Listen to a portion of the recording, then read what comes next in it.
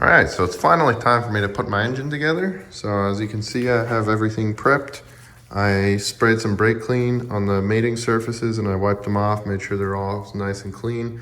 I wiped out without gloves on with my fingers on the crank journals and made sure that there was no metal shavings or anything like that. So what I did is I printed out the manual. I organized it in numerical or in ascending order from the start of the assembly process to the end. So what I did is I'm just going to go through each line and then I'm going to cross out as I do each part. So the first page, which is in the end of the manual really, it's kind of like almost the last pages, but I could link the fully organized manual in the description, so that way it's easy to find. So what I did is I just checked to verify that all these plugs are on here. So there's one there. There's one that would be right here, but I took it out because that's where the oil feed line for the turbo is going to be. And then there's one right here, as you can see in the picture. Also, this picture will help you identify which block half is bank 1 and which one is bank 2. So you can see A right here, which is this block half right here. So you can see that port, you can see right there, and then see all the other lining holes. And that's how you can make your assumption of which one's which. And you can see that's titled as bank 1. So this is bank 1, the one that doesn't have the crank position sensor, which I believe is the driver's side if I'm not mistaken. So this is the back of the block. This is the front of the block. So the front is where the timing chain cover goes, and the back is where the clutch and flywheel and all that stuff goes, and then that's where your crank will sit. So what I'm gonna do next is I'm gonna prep everything. I'm gonna put the sealant down and then put the bearings in and then drop the crank in. Before I drop the crank in, I'm gonna clean it off with some WD-40 to get the factory grease and stuff off it.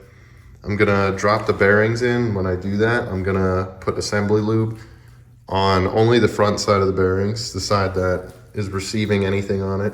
And then I'm gonna just wipe it in, you know, just to make sure it spreads. Do the same on this side, put the sealant where it needs to go, and then I'm gonna put the case halves together with the crank in between. All right, so I just put the bearings in. So I did that following the manual here.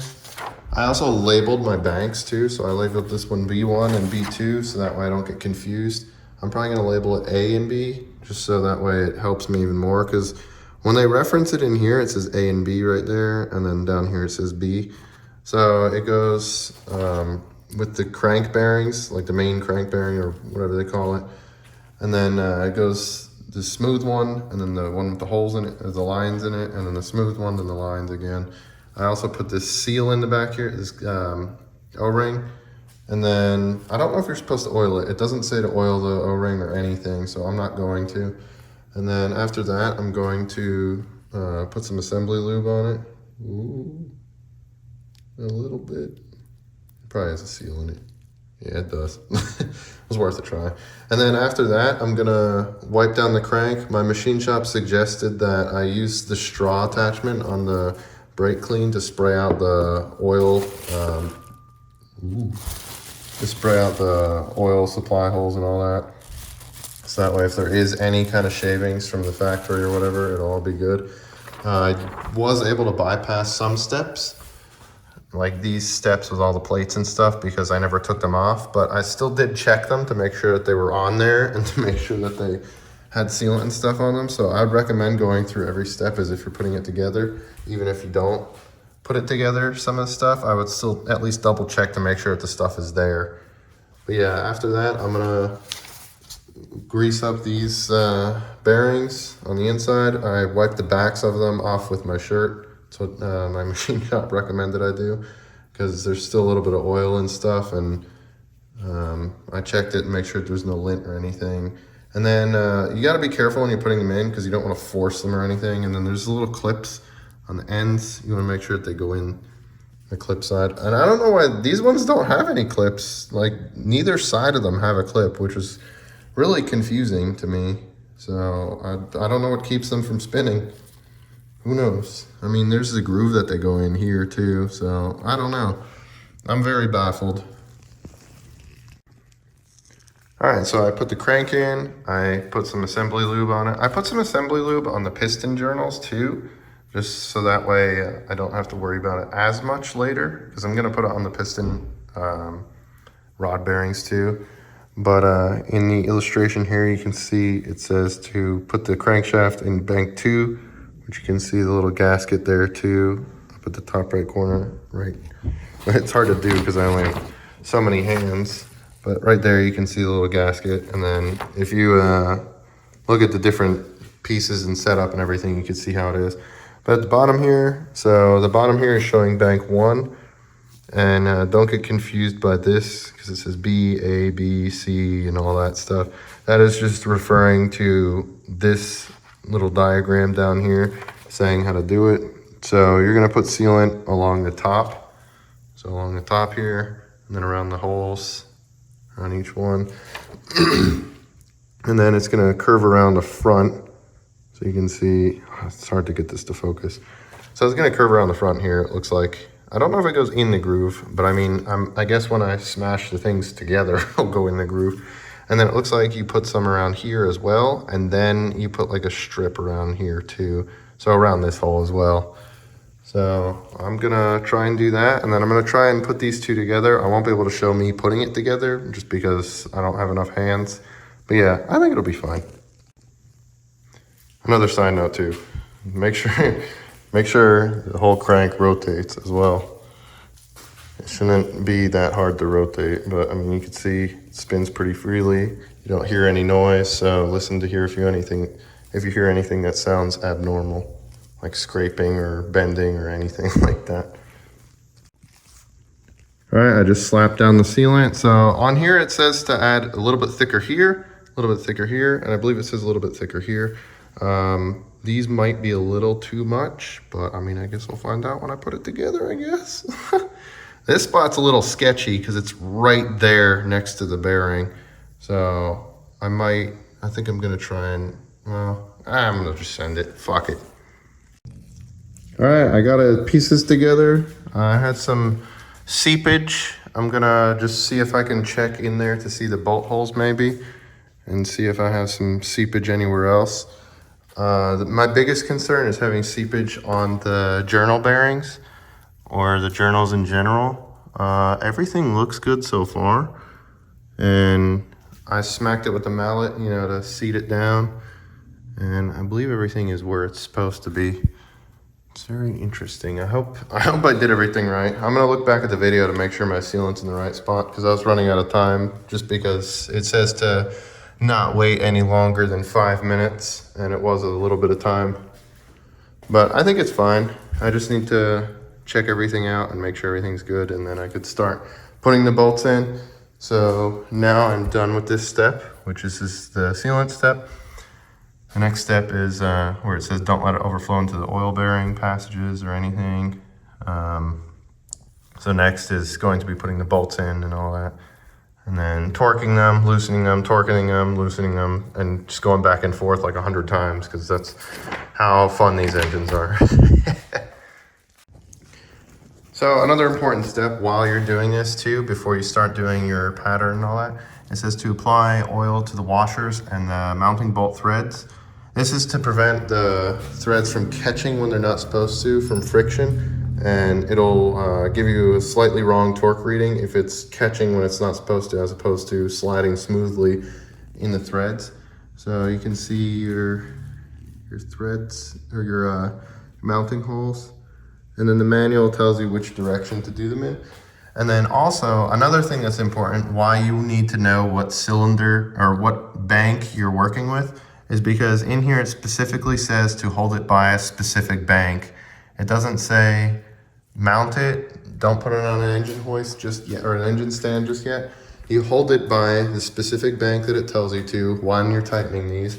So in here it says, when tightening the mounting bolts, hold the cylinder block bank 2 side while not holding the cylinder block bank 1 side. So as you can see, bank 2, right, is our crank sensor side, crank position sensor side. So when we're tightening these bolts, we're gonna be holding it back here instead of here. And that's important so that way you don't have it, if you're holding here, it won't pull the back as much, I guess, is why they're doing that. As opposed to here, it's pulling the forward. It's pulling the whole block with the bolt head with it. Instead of if you're holding it here, it's pulling the back side towards you. And you might get wrong tightening specifications, I imagine, from that. Yeah, I'm gonna throw these bolts in and then I'm gonna tighten them. I'm gonna do the patterns. So you can see the patterns here, you know, it goes your 1, 2, 3, 4, 5, 6, and all that. And then it says to loosen it, it says to tighten it, it says to loosen it, it says to tighten it. You keep doing that, and it says SST here, which is figure using SST. SST is just the tool that it designates for that particular step, which it says in the beginning of the manual, but I bought one of those tools. I don't remember where I have it. I think it's in here. Yeah, I have one of them. Yeah, they're not that expensive. It's like maybe $20, if even that. So this is an angle gauge, I believe is what they call it. And it tells you what angle you're at and all that. So you'll set it to whatever angle you need to, and then you'll put this clip on something that's sturdy, because this clip is connected to the gauge reading itself.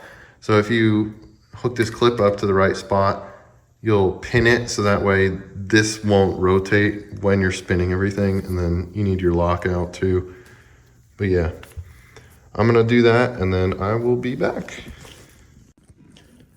All right, so I finished tightening the bolts. So you do all your torques and all that.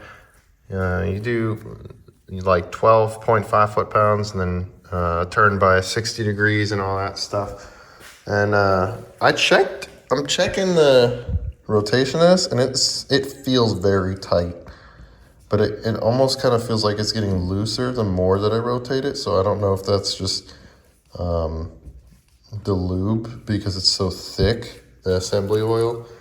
I'm not entirely sure if that is going to be an issue, but I'm just gonna see what happens, I guess.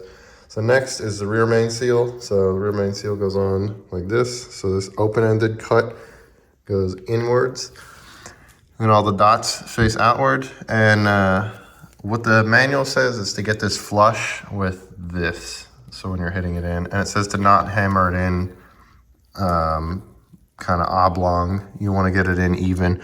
And you can see there's a little lip in there too, so that should go around the crank itself. And then it goes in like that. And it says to put oil on this, and then I'm probably just gonna see if I can push it in. I'm gonna try and muscle it in, and then I guess I'll update with you how it turns out.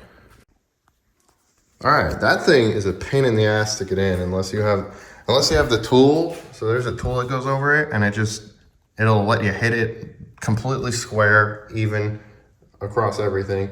But I didn't have the tool, and I underestimated how strong, or overestimated how strong my fingers were gonna be.